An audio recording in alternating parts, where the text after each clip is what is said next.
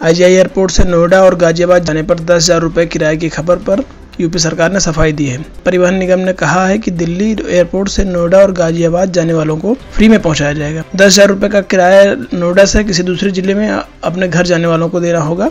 इससे पहले खबर आई थी कि वंदे भारत मिशन के तहत विदेश से आ रहे लोगों को दिल्ली से नोएडा जाने के लिए 10,000 रुपये चुकाने पड़ रहे हैं। परिवहन निगम ने सफाई देते हुए कहा कि नोएडा पहुंचने के बाद उसके आगे जाने के लिए 10,000 रुपये देने पड़ रहे हैं, लेकिन इस पर भी 24 घंटे में फैसला लिया जाएगा।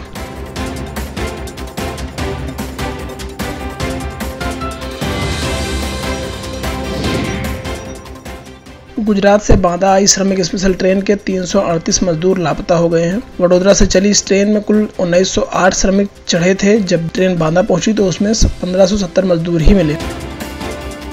हैरानी की बात है कि ट्रेन का कहीं और स्टॉपेज ही नहीं था। प्रशासन के मुताबिक इस बात की संभावना है कि लिस्ट बनाने में चूक हुई हो। बांदा का प्रशासन इस बारे में गुजरात के वडोदरा प्रशासन से बात कर रहा है।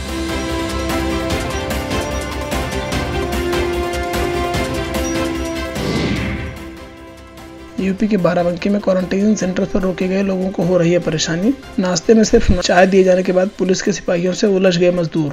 बताया गया कि चार्जिंग पॉइंट को लेकर मजदूरों ने आपस में मारपीट की, जिसके बाद 60 मजदूरों को दूसरे सेंटर में भेज दिया गया। स्थानीय लोगों का कहना है कि बाहर से आ रहे लोगों को क्वारंटीन के लिए स्कूल में रुकने को कहा तो जा रहा है, लेकिन इसकी व्यवस्था उन्हें खुद ही करनी पड़ रही है।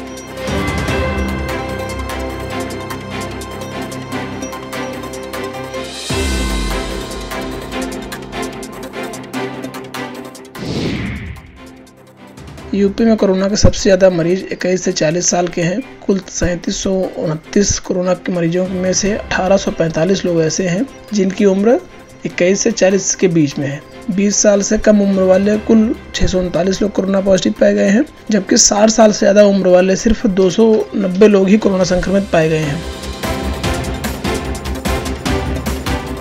KGMU के डॉक्टर हिमांशु का कहना है कि डरने की बात नहीं है, क्योंकि अच्छी इम्यूनिटी के चलते कम उम्र के लोग जल्दी ठीक हो जाएंगे।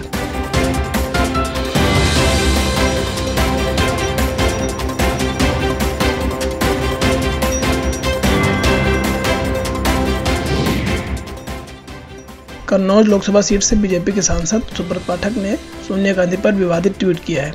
सुब्रत के इस ट्वीट पर यूपी कांग्रेस ने उसे जेल भेजने की मांग की है। सुब्रत पाठक ने कांग्रेस को घेरते हुए कहा था कि शराब परोसने वाली नृत्यांगना को हमारे समाज में क्या कहा जाता है। विवाद के बाद सुब्रत पाठक ने अपनी सफाई में कहा कि हमने किसी का नाम नहीं लिया था। सुब्रत पाठक ने यह भी कहा कि राहुल गांधी तो प्रधानमंत्री को चोर तक कहते थे। अब मैंने कुछ कहा है तो मिर्ची क्यों लग रही है।